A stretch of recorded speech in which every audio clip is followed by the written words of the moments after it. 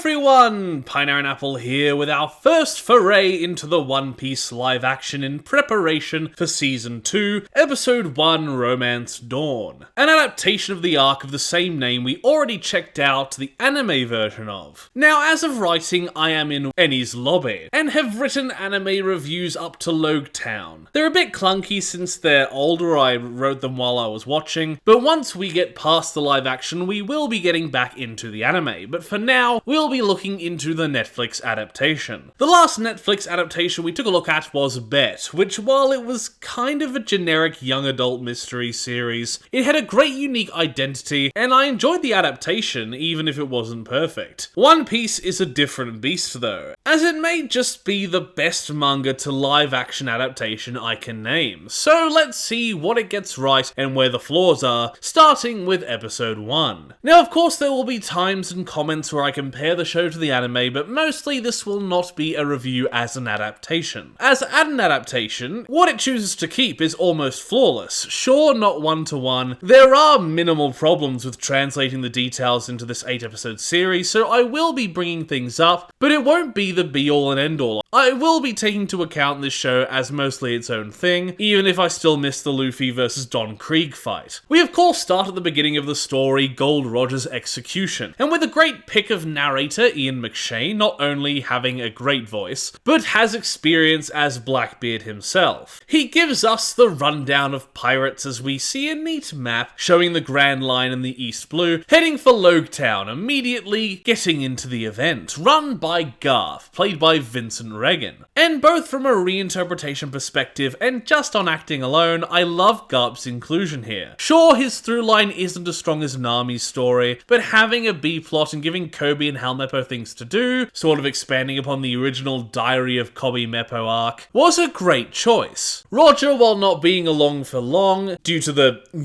execution, is excellently played by Michael Dorman, giving an iconic speech to the people that he may die here, but his treasure, the titular One Piece, is still out there for anyone to find. I warned you. You brought this upon yourself. That I did, Vice Admiral.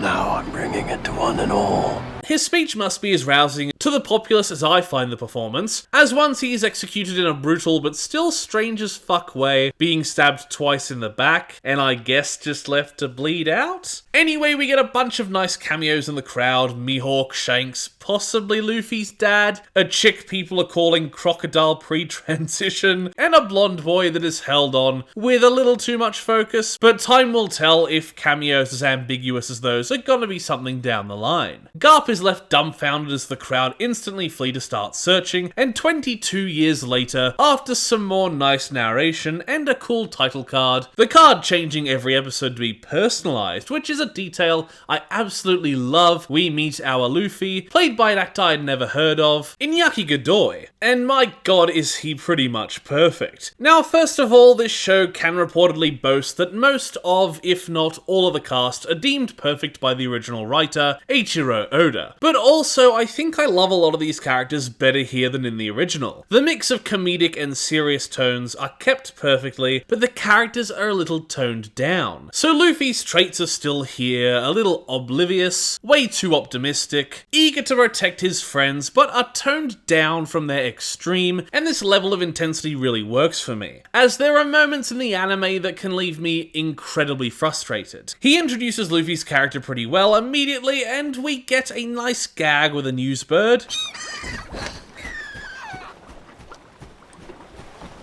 Mutiny.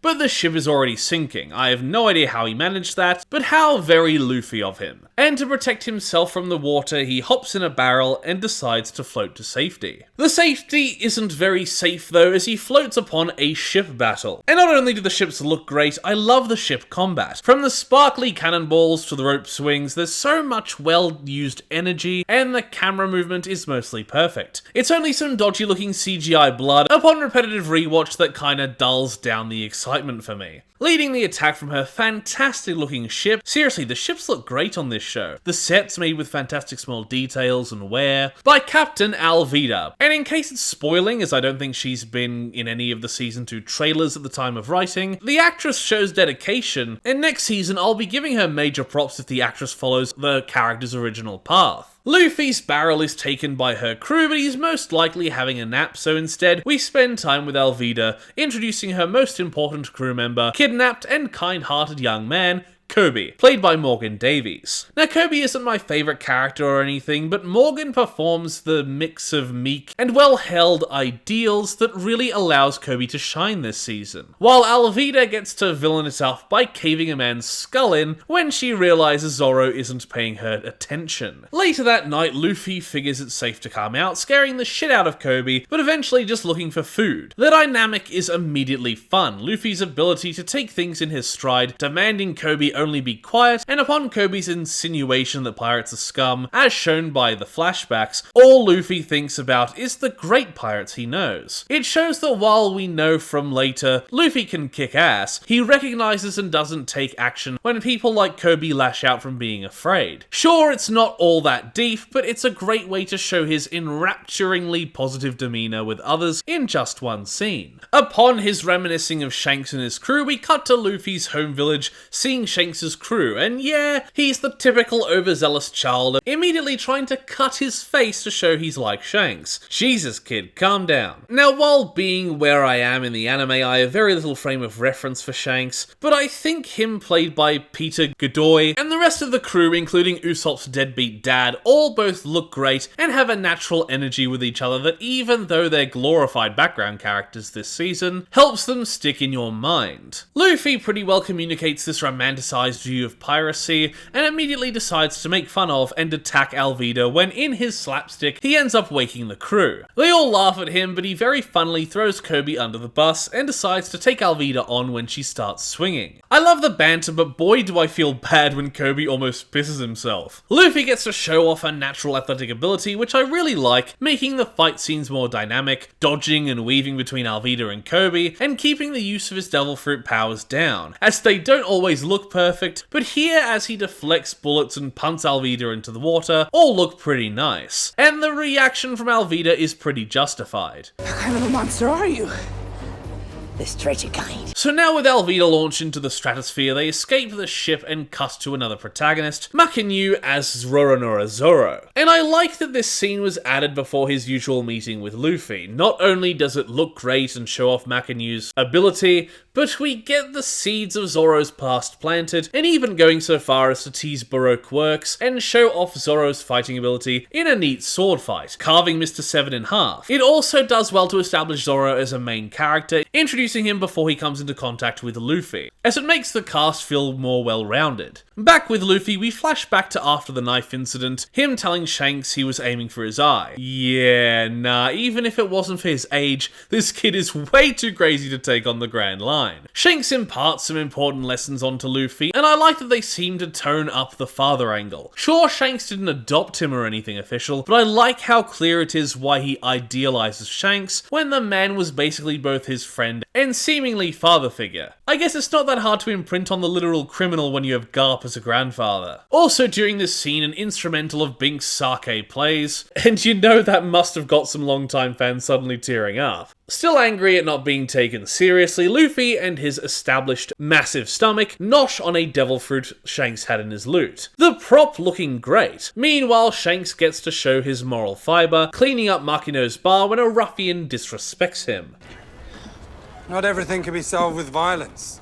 A man needs to be strong, but he also needs to be good. But when he tries to reason with Luffy, he stretches his arm, shocking everyone. In this scene, seeing Shanks and Makino's hair alongside others, I realise I love the attention to not only outfits, but the character's hair colour being kept. The blues, the greens, the pinks, reds and oranges. The hairstyles can be off every now and then with wigs, but the colours come off really well. And considering a lot of live actions, at least a few Japanese ones I've seen, and bet, just give a lot of the characters brown or black hair, opting for realism over character coordination. As far as I remember, there's a lack of purple in Tokyo Ghoul, no blue or green in Assassination Classroom, and in the Japanese Kakegurui live action, Mary not being blonde. Kirby is shocked to hear of nice pirates and has to talk Luffy out of just picking a direction and hoping to get to the Grand Line. But after a pep talk and a little violence from Luffy, they decide to head to the nearest marine base so Kirby can achieve his dream of becoming a marine that's capable of helping people. Now, Luffy smacking him is a bit far, but it's a great show of his relentless optimism, almost to a fault. The energy instantly endearing, but without being frustrating. Meanwhile, we get another clip like Zoro's, but with Nami, played by Emily Rudd, who we last saw on the channel in Fear Street Parts 2 and 3, immediately swindling some pirates out of their small ship. Now, the scene has a lot less action than Zoro's, but isn't any lesser when it comes to easily showing her character traits. Luffy and Kobe make it to Shell's Town, Luffy envious of the pirates on wanted posters, filled with references like Django, not only to this season but to later villains, and what may be the only designs of this show I don't like. Bellamy looks like an aged Count Olaf, and even though half of Foxy's face is missing, I still hate it. Luffy, of course, decides to get food, ending up in the same bar as both Zoro and Nami. Nami hitting on an older man, and Zoro getting a gift from a cheeky little girl. Now, don't get me wrong, she is cute, but when she first sees Zoro, she just kinda looks at him and laughs. That's demon child energy right there.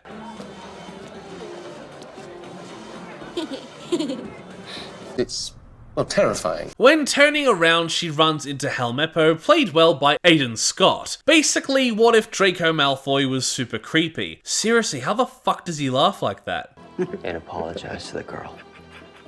But also gets a redemption arc. He mocks the girl, and when Zoro's bleeding heart intervenes, he starts on Zoro, leading to Zoro kicking the ass of every marine in the bar. Both Kobe and Nami taking advantage of the chaos, her knocking out and stripping her prey, and him hiding under the tables as soon as humanly possible. The fight scene is done well, used to show more of Zoro's martial prowess, as he barely has to use a blade, sending Helmeppo running to Daddy.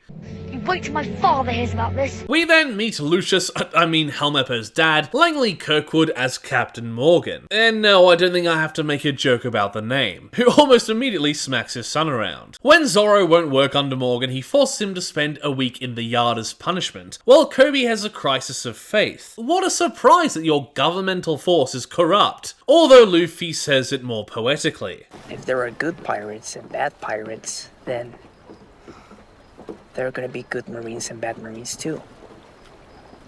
You'll be one of the good ones. The next day, Malfoy is on his shit again, taunting Zoro with his sword, but reveals he'll probably just execute Zoro anyway. So Zoro's lucky that Luffy, in his random wandering, manages to come across him and free the pirate hunter, immediately wanting him on his crew. So when Luffy's optimism gets through and Zoro admits he wants to become the world's greatest swordsman, Luffy releases him even if he won't join his crew, Zoro seeming confused at Luffy's selfless actions. But I do like that aspect of Luffy shown off with Zoro and Kobe here, that with Luffy going out to seek his greatest dream, he so easily helps others find theirs, is such an interesting part of the character to focus on. Nami is looking for a map to the Grand Line, not so inconspicuously, and gets made almost immediately, having to kick some ass. And another commendable thing about this show is that reportedly, most if not all the Straw Hats have a history with martial arts and physical activity, or actively did some training for the show. The off-screen effort really showing. As Luffy blunders in, clocking Nami from the bar, she tries to arrest him. But they end up working together, her following him, and they just so happen to blunder right into Morgan's path, pulling the old prisoner-jailer routine. Meanwhile, Helmeppo is getting his freak on, posing with Zoro's swords, with cheeks and presumably balls completely out. We did not need that,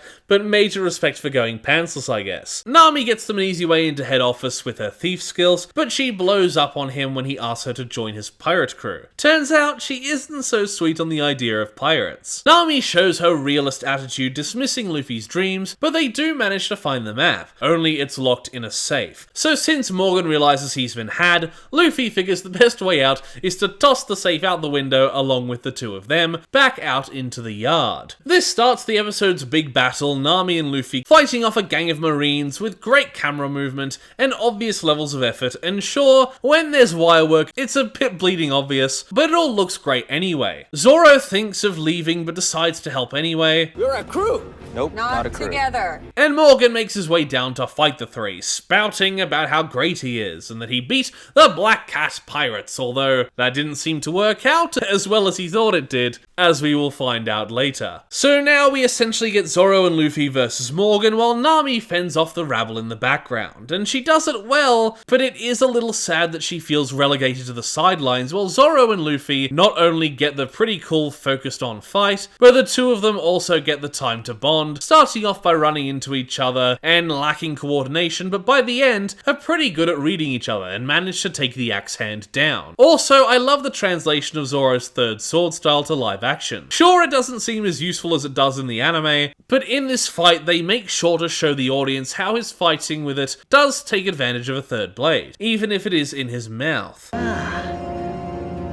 So that's where it goes. The trio gets some more cute interactions as they take the safe and retreat to Nami's ship, only to be met with Helmeppo. Kirby getting his badass moment by knocking his lights out. Wow, a Malfoy getting punched never loses its luster. I might even get a medal or something.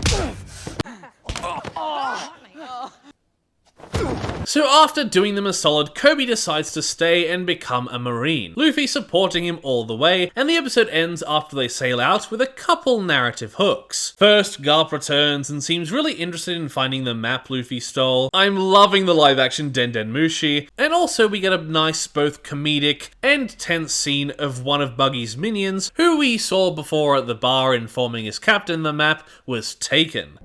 They must have been planning this for months. But more on Buggy next time. So that was episode 1 of the One Piece live action Romance Dawn, well titled as that's the arc it adapts. This is a great first episode, introducing the characters well and giving us a good showcase of the world's style, which is both good in adaptation and so far in its unique style. I'm excited to see where the show goes and how it continues to handle the adaptation, since not everything is one-to-one, as pieces of the puzzle are moved around or some minor characters don't appear to make the story run smoother in its 8-episode run. For the most part, not missing anything major. Thank you everybody for watching my review of episode 1 of the One Piece live action. Please like the video if you liked it, comment down below if you wish, consider subscribing to the channel, and if you do, ring the notification bell so you're told every single time that I make an upload. Once again, thank you for watching, and I will see you in the next review. Bye! Toast. A little piece of toast.